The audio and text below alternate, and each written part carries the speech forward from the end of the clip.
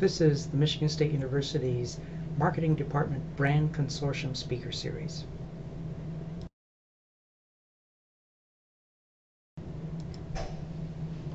This is a brief 5-minute summary of Professor Kevin Keller's presentation on brand strategy here at Michigan State University. Professor Keller visited with marketing MBA students, with faculty, and with C-level executives from local businesses invited for this special presentation. Kevin Keller is the author of the best-selling Strategic Brand Management and co-author of the best-selling Marketing Management with Phillip Kotler. Professor Keller's topic was the new branding imperatives, his view of the key challenges currently facing brand managers. He discusses 6 challenges. The first was fully and accurately factoring the consumer into the branding equation.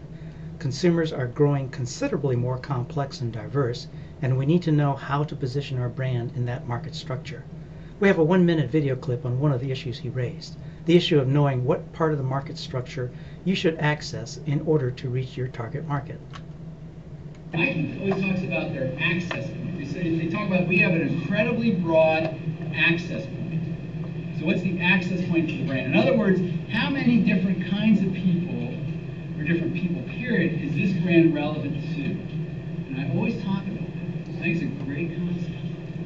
Because the advantage of a broad access point is you're now targeting a lot of different kinds of people and are relevant to a lot of different kinds of people. And that's what Nike, they want to talk to the top athlete, that top of the pyramid of people who are very invested, involved in athletics in different forms. They want to talk to the base of the pyramid. Just do it, get off the couch, walk around the block. Okay? It's anything in between is what they're interested in. I think that's, for them, to be able to say that, is, so their mission is to serve the athlete. Go to the website. The mission is to serve the athlete. If you, and according to Nike, so don't challenge me on this, if you have a body, you are an athlete. Okay? So we're all athletes, right? The second challenge was going beyond product performance and rational benefits. Consumers expect more. Apple's success with product design illustrates how design has become an important point of competitive differentiation. The successful initial launch of iPad, with a questionable market position, is one example of the power of the brand. The third challenge is making the whole of the branding program greater than the sum of its parts. Brand support activities have long gone beyond traditional media and even social media. Events have been created that make the brand even larger than life. For example, Red Bull has created a social event called Flugtag, which is a bizarrely entertaining competition of inventing flying machines that dive off piers into harbors in order to prove that a flying machine has been successfully designed. Of course, the objective is not to fly, but to have the most fun.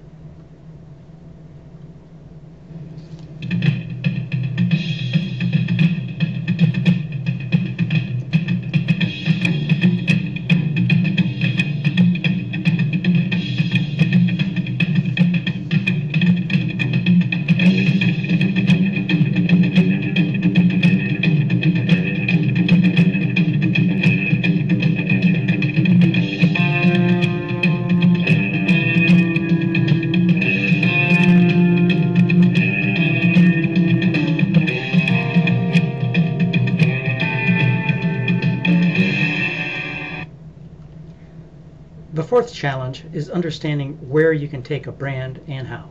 A branded product's sales can be grown, but the brand of that product can grow beyond just that product.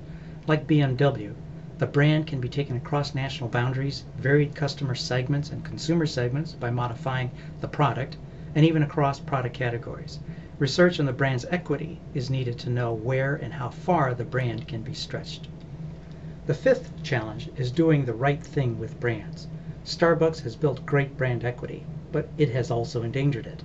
The company built its equity on a committed responsibility to its consumers and society, from which it gets its resources and to which it markets. Starbucks purchases a substantial portion of its coffee from fair trade bean suppliers. But while it has attended to the supply end, it has stretched itself too far at the consumer end and has diluted its brand. Now it is healing the 1,000 self-inflicted cuts it took from overzealous expansion. The sixth and final challenge is taking a big picture view of branding effects and know what is working and why. Branding strategy does not stop with getting the package on the store shelf. The brand plays a role in overall marketing strategy and corporate ROI applications. Brand increasingly have to demonstrate ROI contribution. There are no sacred cows. For example, P&G spun off its Folgers brand coffee despite its leading market share position because it was not meeting financial targets. We thank Kevin Keller for sharing his thoughts on branding with our students, faculty, and local executives.